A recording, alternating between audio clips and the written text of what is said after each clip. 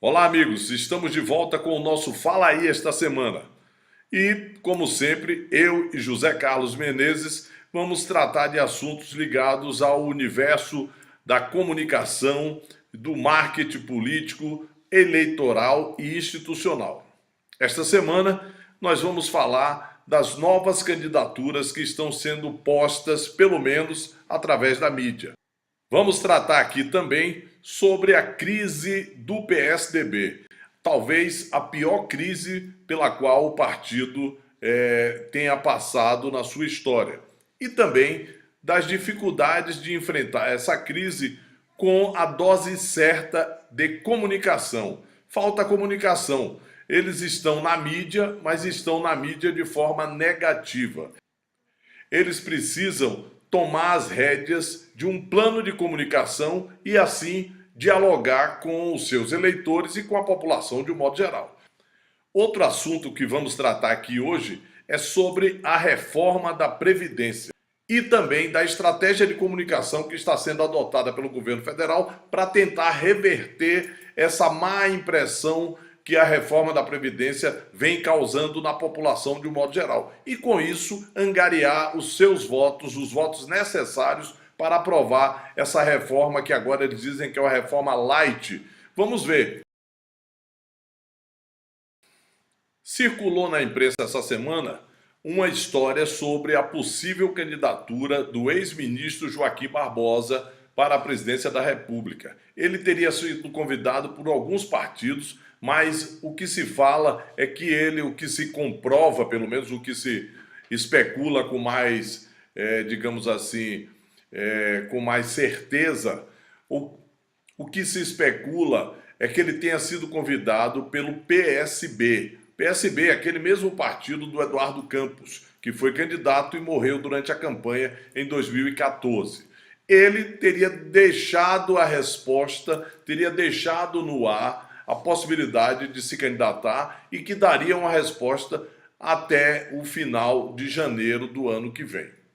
Isso, Menezes, isso, meus amigos, isso vai provocar uma mudança completa na composição dos candidatos, pelo menos dos pré-candidatos, já que a campanha é só no segundo semestre de 2018, mas nos pré-candidatos às eleições de 2018, principalmente com relação a Luiz Inácio Lula da Silva, porque é bastante antagônica essas duas, são bastante antagônicas essas duas candidaturas, não é verdade? Então, Zé Américo, tudo bem? Muitos assuntos hoje para a gente comentar, né? Vamos falar logo das candidaturas, das novas candidaturas, né? Nós temos Joaquim Barbosa na pista, né? E Luciano Huck. Eu vou falar primeiro do Joaquim.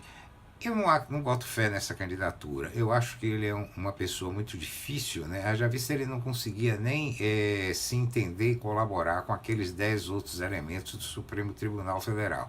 Imagine eles tendo que sofrer pressões, pedidos, pressões, na verdade, não só do partido que ele vier a entrar, como se, numa hipótese altamente improvável, na minha opinião, se eleito, como é que ele vai lidar com aqueles 500 e tantos sujeitos do Congresso Nacional, noves fora os que estão, os outros governadores, prefeitos, senadores, né? É difícil eu não acredito nele como um candidato, nem acho que ele resista bem a um debate, né? Tem algumas pesquisas que andaram avaliando o posicionamento dele e ele tem também um alto nível de rejeição. Vamos ver, né? Temos também a candidatura de Luciano Huck, do apresentador de TV Luciano Huck. Esta já está mais em evidência há alguns meses e tomou as páginas dos jornais nas últimas semanas. Especula-se que 5 partidos tenham convidado ele para ser o candidato da legenda. Entre eles tem até o DEM, imagine, o DEM, o PSDB, e mais recentemente surgiu a notícia de que o PPS estaria quase fechando com ele.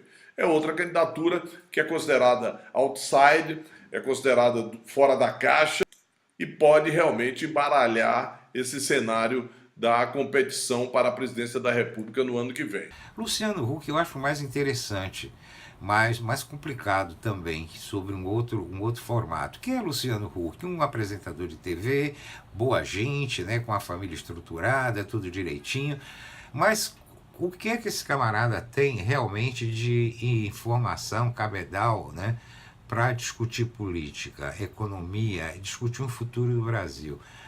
A ver, mas ele tem bons assessores, não sei o que, tá certo, mas como é que as pessoas vão ver realmente esse camarada fugindo daquela casa, da casinha do quadrado dele de apresentador de televisão?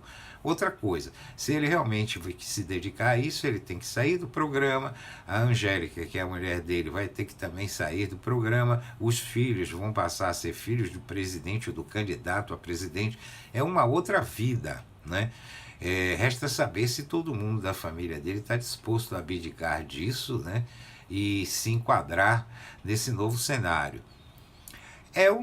Talvez desses novos que estão se colocando, que pode ser mais interessante da gente observar. Não só o discurso, né, como a reação das pessoas relacionadas a essa candidatura. Eu acho, bem rapidamente, que essa coisa do outsider, do cara fora da política, teve um certo esgotamento com isso, né? Não é só por ser fora da política que o pessoal vai votar, não tenho essa sensação.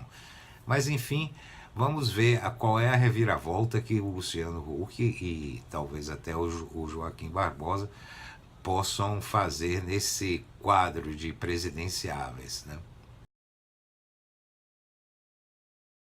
Pois é, Menezes, o PSDB vive a sua pior crise, a pior crise da sua história. Não bastasse todos os problemas que vem enfrentando durante as últimas eleições, problemas de indefinição ou de definição tardia dos seus candidatos, a última eleição ele viveu o seu melhor momento, digamos assim, quando o Aécio chegou ao segundo turno. Depois, com o escândalo da JBS, Aécio afundou, entendeu, nas pesquisas, afundou como proposta para a candidatura em 2018 e com ele afundou a popularidade, a imagem do partido. Por inércia, por não tomar uma posição, o partido experimenta uma grande decepção junto ao seu eleitorado e junto à opinião pública de um modo geral. E esse momento exige do PSDB posições claras com relação ao governo Temer, com relação ao Aécio, que é o presidente do partido. É bom que a gente diga, ele não deixou de ser presidente do partido, ele continua sendo presidente do partido, está afastado, mas está mandando por debaixo do pano.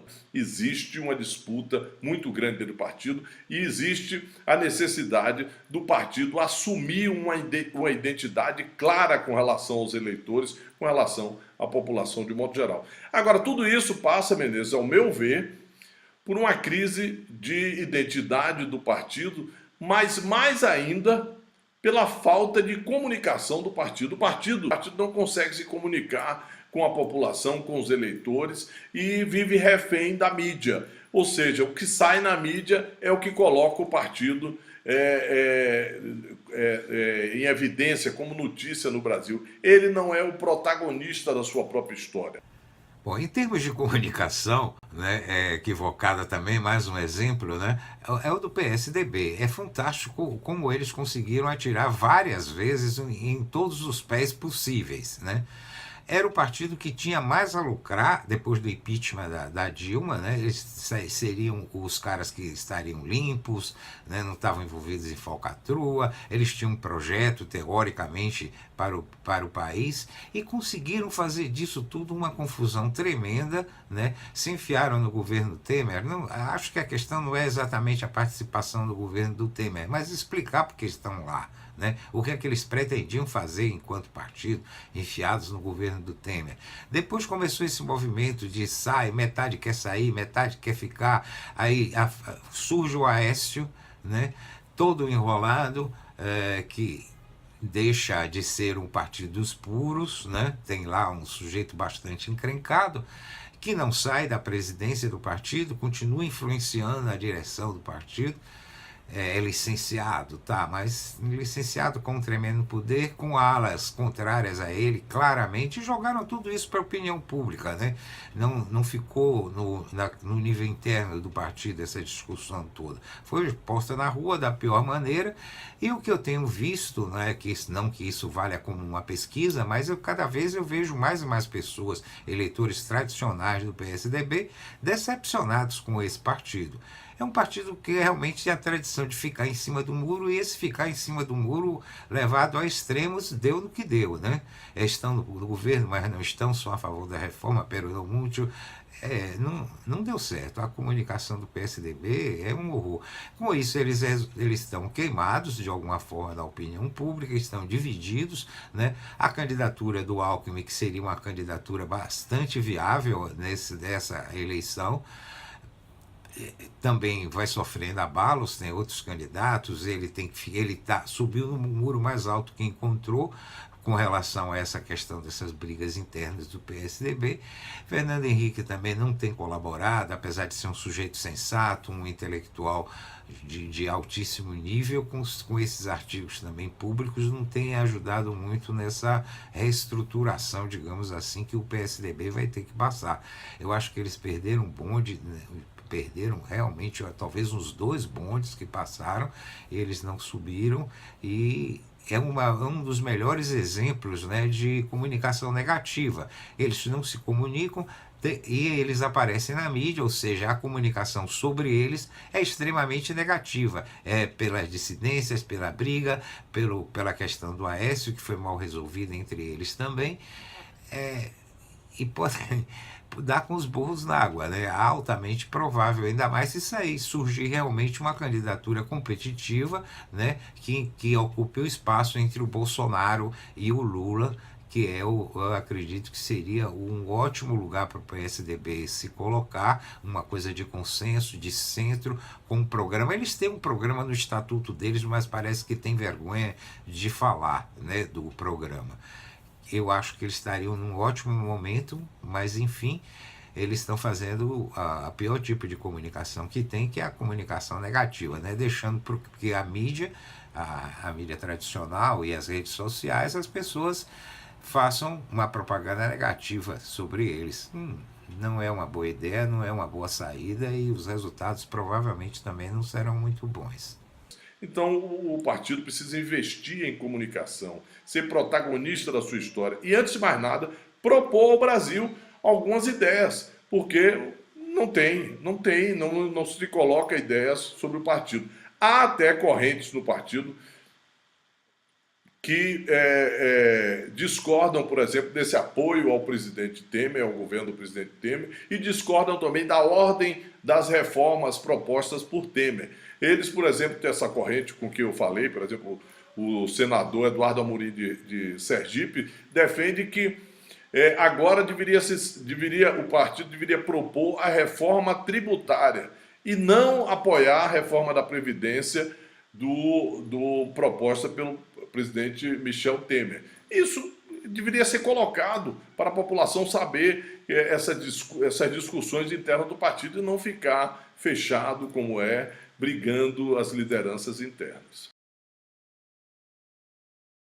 Essa campanha é dada como a bala de ouro da presidência da República, do governo Temer, para garantir os votos necessários à aprovação da Previdência. Por quê? Porque essa campanha pretende reverter a imagem negativa da reforma da Previdência junto à população e, com isso, tirar o peso das costas dos deputados e senadores com relação a essa imagem negativa que a reforma da Previdência tem até agora. Então, é uma campanha que tem uma importância muito grande e nós vamos esperar para ver. Não é isso, Menezes? Pois é, Zé, sobre a Previdência, né? Que coisa. Eles estão na verdade, eles já estão com um material publicitário no ar falando de Previdência. Inclusive é razoavelmente bem feito. Agora, a questão do time, né, que foi perdido. as pessoas firmaram conceitos sobre essa reforma da Previdência, né? Errados na maioria deles, mas já firmaram esses conceitos. Então é uma coisa mais difícil de você pegar agora o sujeito que já tem uma ideia negativa sobre a reforma da Previdência para fazer com que ele passe a apoiar e ache interessante essa reforma. Se tivessem feito antes, isso sim, antes que a oposição, de uma forma geral, as pessoas que são contra a reforma, tivessem incutido na cabeça da população que essa era uma coisa que vai tirar direitos, que não é legal, que as pessoas vão demorar muito para se aposentar, que vão se aposentar com menos dinheiro. Tem uma série de mentiras, de mitos em torno dessa reforma da Previdência. Acho que a pessoa pode ser contra, mas o que rolou, na verdade, foram muitas mentiras sobre isso, e vai ser muito difícil de reverter esse quadro. Aliás, em matéria de comunicação, o governo Temer não é exatamente um bom exemplo, né? Eles se fixaram muito em outras coisas, na questão política, né, do trato com o Congresso Nacional, e se descuidaram disso horrorosamente. Acho meio tardio, mas enfim, a ver se vai dar algum resultado. Eu acho que não, acho que vai ser, quer dizer, não definitivamente não, mas é que vai ser uma coisa difícil de reverter a opinião pública com relação a essa reforma da Previdência. Mais uma coisa para a gente acompanhar e ver. A campanha publicitária não é ruim, muito pelo contrário, aborda exatamente esses mitos e essas inverdades que foram criadas a respeito da reforma, um formatozinho simples, não tem nada do outro mundo, mas é uma coisa para ver. Em termos de comunicação, vale a pena acompanhar, porque é realmente um negócio interessante da gente ver quais vão ser os resultados, né? O Fala Aí desta semana fica por aqui. Se você gostou, curta e compartilhe. E aguarde, na próxima semana tem mais. Um abraço. Então é isso aí, ficamos por aqui, até a próxima semana com novos comentários. Abraços.